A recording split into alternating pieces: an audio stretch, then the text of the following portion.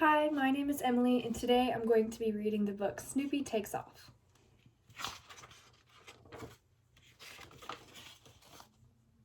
This is Snoopy. He may look like a regular dog to you, but in fact, he is anything but ordinary. Snoopy doesn't do anything the same way as an ordinary dog, starting with the way he sleeps on his doghouse rather than inside. Charlie Brown is Snoopy's owner, although a lot of the time it seems like it's the other way around.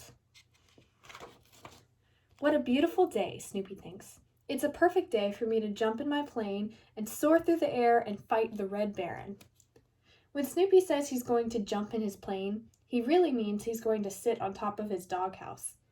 He puts on his goggles, scarf, and helmet. Here's the World War I flying ace flying across the sky in his Sopwith Camel airplane, Snoopy says.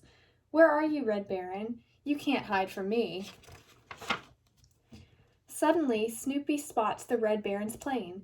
Yes, he cheers. He's finally going to capture the enemy.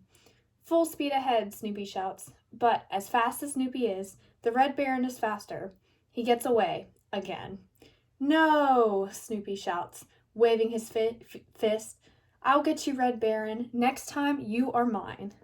Snoopy takes off his helmet and sits down with a sigh. He turns around and sees Charlie Brown standing with his food dish. Charlie Brown is shaking his head. I wonder what it would be like to have a normal dog, Charlie Brown tells him. Snoopy ignores him and concentrates on enjoying his food. Being a World War I flying ace works up an appetite. Later that afternoon, Snoopy is bored, so he decides to write the next great American novel. He pulls out his trusty old typewriter and begins to write. It was a dark and stormy night. Linus walks by and is curious. May I see what you've written? He asks. Snoopy nods and hands Linus the page. Your new novel has a very exciting beginning, Linus says. Snoopy smiles proudly. Linus hands back the sheet of paper. Well, good luck with the second sentence, he says. Lucy is curious about Snoopy's book, too. She has a suggestion for him. It was a dark and stormy night is a terrible way to begin a story, she says. You should begin your story with Once Upon a Time. That's the way all good stories begin. Snoopy thinks Lucy may be right, so he changes the beginning of his story. He types, Once upon a time, it was a dark and stormy night. Lucy looks at the new sheet of paper and groans. Can't you write about something nice? She asks Snoopy.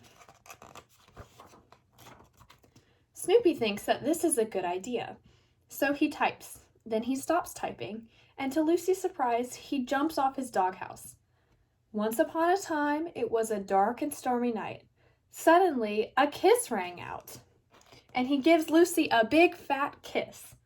Ah, I've been kissed by a dog. I've got dog germs, Lucy cries and runs away. That wasn't nearly as romantic as I thought it would be, Snoopy thinks. Snoopy decides it's time for a dance break. There's nothing Snoopy loves more than dancing. He dances with Charlie Brown, he dances with Lucy, and he dances with Linus. He even dances on top of Schroeder's piano. Schroeder doesn't like this very much. After all that dancing, it's time for a snack. Snoopy invites his best friend, Woodstock, to come over for some homemade cookies and milk. Even though Snoopy enjoys the dog food Charlie Brown brings him, he is also a fabulous cook and loves whipping up surprises for his friends. Woodstock loves hanging out with Snoopy and tells him all about his day.